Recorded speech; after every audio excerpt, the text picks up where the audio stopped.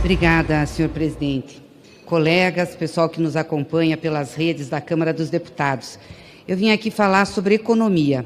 E, aliás, eu quero começar respondendo um deputado bolsonarista que aqui no plenário disse que a economia sob o governo Lula é uma tragédia. Tragédia, deputado, foi a fila do osso que o Bolsonaro permitiu que existisse no Brasil. As pessoas desempregadas e sem comida. Isso é tragédia. Mas eu quero falar da economia sob o governo Lula e começar aqui com os indicadores econômicos. Tem um boletim chamado Focus, que é um boletim do mercado, que o Banco Central, esse presidido pelo bolsonarista Campos Neto, usa para fazer a decisão sobre os juros, que dizia no início de 2023 que nós cresceríamos na economia apenas 0,65% e que a inflação em 23 fecharia em 5,36%. Pois bem, no final de 23, o PIB sob o governo Lula cresceu 2,9% e a inflação caiu para 4,62%. Agora, em janeiro de 24, o Boletim Focus dizia que o PIB cresceria apenas 1,5% e que a inflação seria muito superior a 4%. Pois bem, no acumulado de 12 meses, até agora em 2024, nós já tivemos um crescimento do PIB de 2,5%. E a nossa inflação acumulada está em 3,93%. Mas não são só esses os dados positivos da economia. O desemprego fechou o trimestre em 7,1%, o menor percentual em 10 anos. Nós geramos nesse ano mais de 1 milhão de empregos.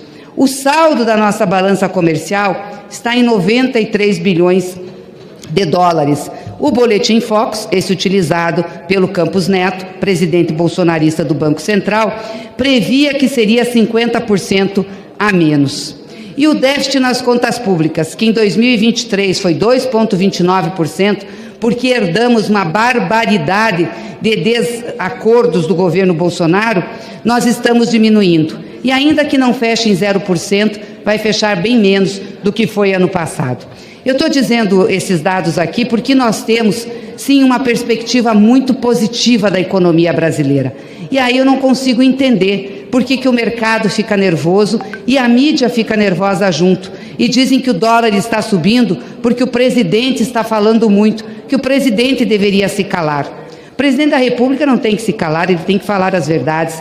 Aliás, ele se elegeu debatendo com a população e fazendo o que ele ia fazer. Agora, esse mercado que está nervoso com o dólar devia cobrar do presidente bolsonarista Campos Neto, do Banco Central, que fizesse alguma coisa, porque o Banco Central faz política cambial. Por que não entrou operando no swap? Por que não entrou vendendo dólar quando pode fazer isso para não deixar a moeda estourar? Não fez isso. Ficou calado, parado, está vendo a desgraça do país e aí está dizendo ainda que é o presidente Lula. Isso não é contra o presidente Lula. Aliás, um colunista de uma revista da Veja diz que enquanto Lula fala, Campos Neto faz o que tem que fazer calado, deixar o dólar estourar. Só que isso não é contra o presidente, isso é contra o país. Um dólar alto nessa especulação. E vamos lembrar aqui que foi Campos Neto que começou essa especulação, dizendo que o presidente, o governo federal, tinha que fazer arroxo fiscal. As nossas contas estão equilibradas, nós não precisamos fazer arroxo fiscal, as contas estão corretas, mas ele especulou e fez o dólar subir. Quem está ganhando? O mercado. E ele também está ganhando. E aí ficam todos nervosos. Vamos parar de...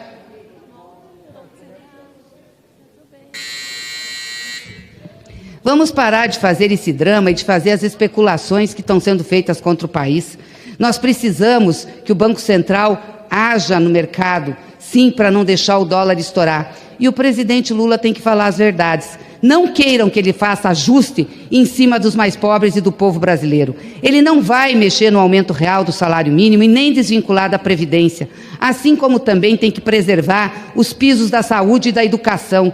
Nós precisamos colocar o orçamento público a favor do povo e precisamos, com urgência, mudar esta política do Banco Central, que ao invés de olhar para o desenvolvimento do Brasil, olha apenas para o mercado. Campos Neto é um atraso para esse país. É ele que faz mal, é ele que faz o dólar crescer. Então a mídia poderia, pelo menos, ter a decência de fazer essa crítica a Campos Neto, porque é contra o país que ele está agindo. Nós precisamos ter um país que se desenvolva, ter investimentos, ter programas sociais, ter as condições de vida digna para os trabalhadores. Foi por isso que o presidente Lula foi eleito. Foi com esse discurso que o presidente Lula foi eleito. Eu lembro até hoje que o ministro da Economia do Bolsonaro ia propor a desvinculação do salário mínimo, deputado Lindbergh, da Previdência. E o presidente Lula, naquele momento que era da campanha, ele disse assim: isso não pode acontecer, jamais vai acontecer num governo meu, porque o governo meu é para ajudar os que mais precisam, o povo trabalhador, o povo que faz a riqueza desse país. E é por isso que ele é presidente da República e que ele voltou. Então, queira a mídia, queira o mercado, queira Campos Neto, queira quem quer que seja, o presidente não vai mudar. O compromisso dele é com a maioria do povo brasileiro e é esse compromisso que ele vai manter. E nossa bancada, o Partido dos Trabalhadores e das Trabalhadoras, vai estar junto com o presidente Lula, dando todo o apoio que ele precisa e merece. A gente está fazendo isso porque a gente tinha começado a consertar esse país de 2003 a 2015. As pessoas estavam os melhores cuidadas. Inventaram uma denúncia contra a companheira Dilma Rousseff para tirar ela do governo injustamente, para colocar as tranqueiras que colocaram, que governaram depois dela nesse país. E a gente sabe o que aconteceu nesse país. A gente sabe o retrocesso que houve, retrocesso no emprego, retrocesso no salário, retrocesso na qualidade de vida, na qualidade das casas, porque nem casa entregava mais.